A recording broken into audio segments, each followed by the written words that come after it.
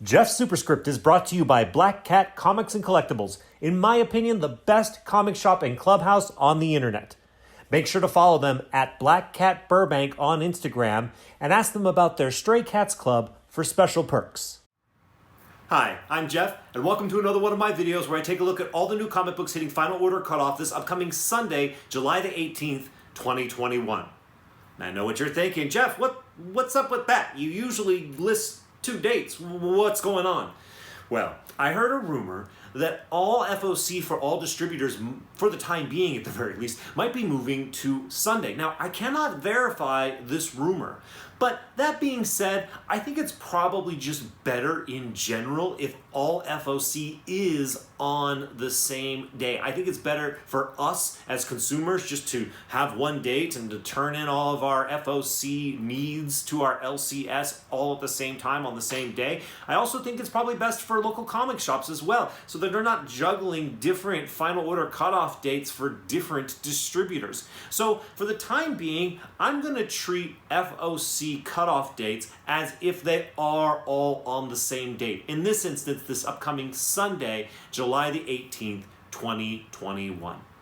All right, in the meantime, let's move forward with the 6 books that I'm going to talk about this week that I want to feature a bit and tell you about that are hitting Final Order Cutoff. I want to remind you that there are lots of other great books on the Final Order Cutoff list this week and every other week. So I highly recommend that you take advantage of the links that I put down in the description and read and do your own research. It actually doesn't take that long to at least scan it and to have an idea of what is going on out there. The links below are for Previews World and for Lunar Distribution. Look through them. Make sure you have a knowledge base of everything that is hitting Final Order Cutoff, not just the 6 that I'm featuring in this video. All right, but let's go ahead and move forward with the 6 that I do want to feature in this video. First, by taking a look at a new book called Aquarius, the Book of Myrrh, issue number 1 from Image Comics. Here is the description.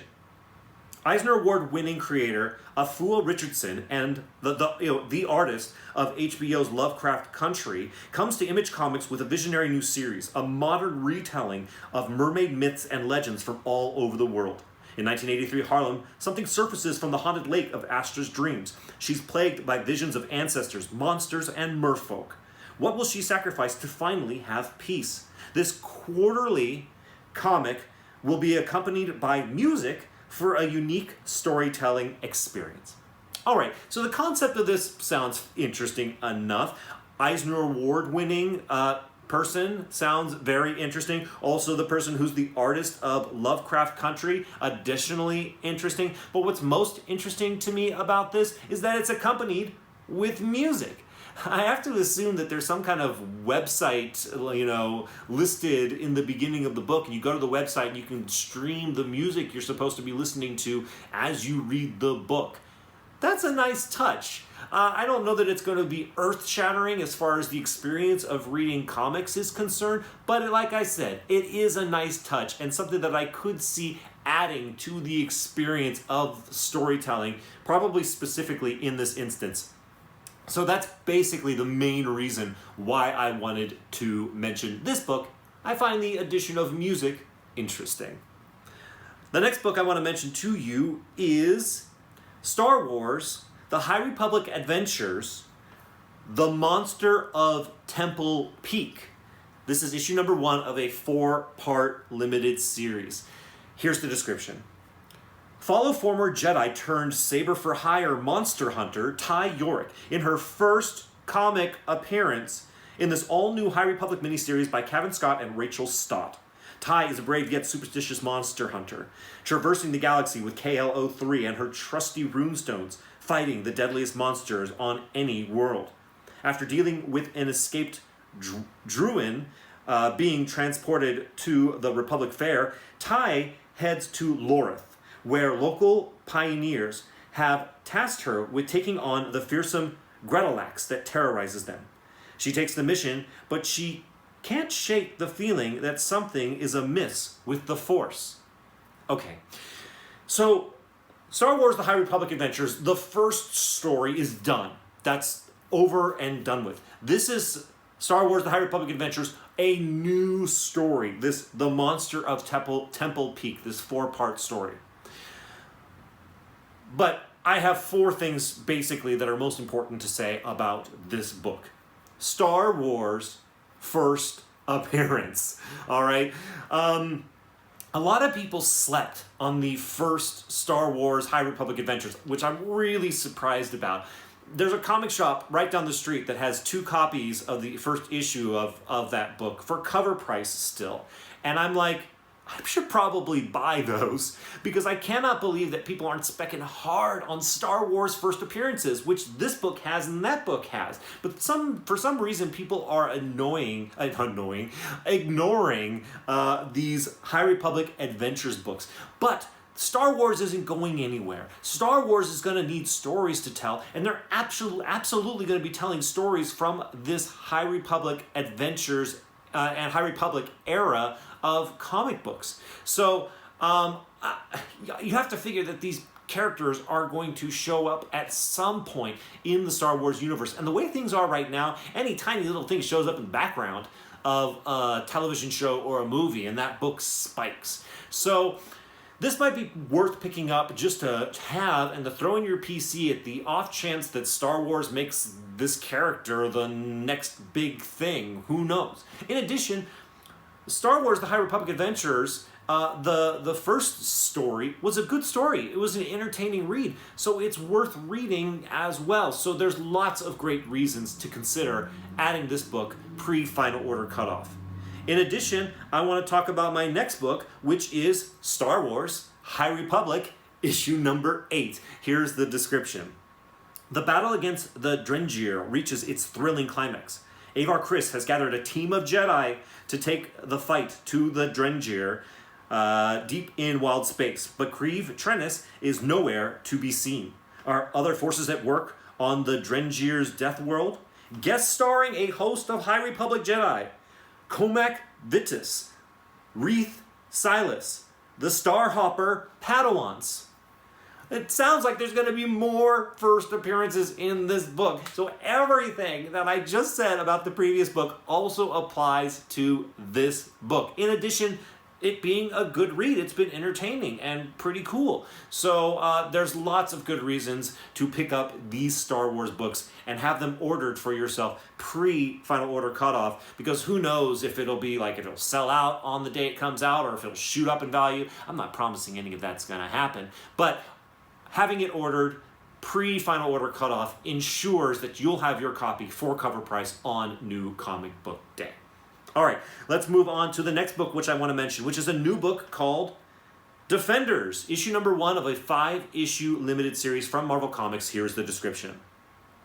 Superstars Al Ewing and Javier Rodriguez unite for a cosmos-colliding journey. When existence itself faces extraordinary threats, it needs an extraordinary defense. That's when you call The Defenders. Doctor Strange and the Masked Raider take a non-team of Marvel's weirdest, wildest heroes on a mission that will uncover the hidden architecture of reality itself. The cosmos was not the first to exist, but if the Defenders can't track Marvel's oldest villain through the deepest trenches of time, it might be the last. All right, I really don't have much to say about this book other than the fact that it exists, and it's coming out, and it sounds interesting, and you might consider ordering it pre-Final Order Cutoff. The next book I want to mention to you is a new book. It is called Eat the Rich, issue number 1 of a 5-issue limited series from Boom Studios. Here's the description. What unspeakable horror eats away at the heart of Crestfall Bluffs? With law school and her whole life ahead of her, Joey plans to summer with her boyfriend Aster in this seemingly perfect hometown of Crestfall Bluffs. It's a chance to finally meet Aster's family and childhood friends, all while enjoying a vacation with every need attended to by servants. But beneath the affluent perfection lies a dark, deadly rot. Will Joey discover the truth before it's too late? And if she does, can she survive to tell the tale?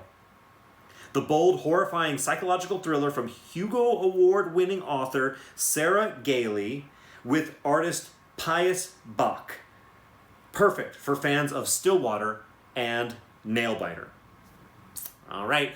Well, once again, I don't have much to say about this book. Everything is in the description. If the description sounded interesting to you, this is for you. If you're interested in Boom Studios #1 issues, new titles, which is completely understandable as far as I'm concerned, that might be another reason to at least scoop up issue #1. Read it. If you like it, add it to your poll on a monthly basis. If you don't like it, stick it in your box.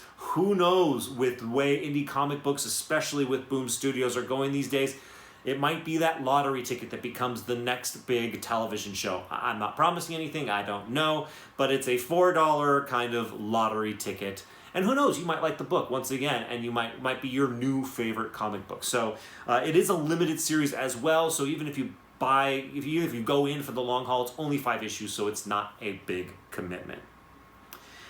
And finally, the last book that I wanted to mention this week is a new book. It is Batman 89, issue #1 of a 6-issue limited series from DC. Here's the description. Step back into the Gotham of Tim Burton's seminal classic Batman movies. Batman 89 brings in screenwriter Sam Hamm and artist Joe Quinones to pull on a number of threads left dangling by the prolific director. Gotham becomes torn in two as citizens dressed as Batman and the Joker duke it out on the streets. As DA Harvey Dent tries to keep the city together, he targets the one problem tearing it apart: Batman. And he'll get Bruce Wayne's help in taking down the Dark Knight. All right. A little bit of a confession time here, I'm a big fan of Batman 89, Michael Keaton's Batman. I remember when that movie came out, I mean, there weren't much by way of comic book movies. We had Superman, but we didn't have any Batman, other than the 60s Batman. This was really exciting when this came out. And I went to the movie theater, I remember in the afternoon, on the day it came out, and I was blown away. I thought it was amazing. So this movie holds a place in my heart. And I think it does for a lot of people as well. People arguably say that Jack Nicholson's Joker has been the best representation of Joker in television and movies. Now that's arguable, but it's a pretty good argument. So there's a lot of things that this Batman movie from 1989 and director Tim Burton had going for it. So I'm interested and excited to see what additional stories they have for us from this era of the Batman story and from this kind of style and aesthetic. So as somebody who really loves Batman 89, I'm excited about this, but I think it could be very cool just for all Batman fans as well. All right, so that's the 6 books that I wanted to mention this week that are hitting Final Order Cutoff. Once again, this upcoming Sunday, July 18th, 2021.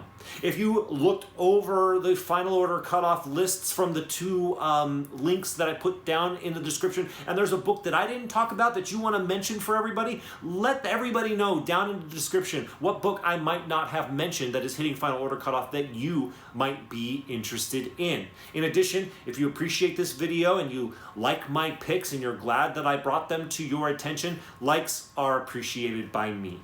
And then, if you haven't already subscribed, or if this is the first one of my videos that you've ever watched, thank you so much for watching this video. I really appreciate you taking the time. I would invite you to go ahead and subscribe. I've got more videos like this, as well as things like my Test Your Comic Book Grading Skills videos, which I'm very proud of. All right, thank you all so much for watching this video. I will see you in the next one.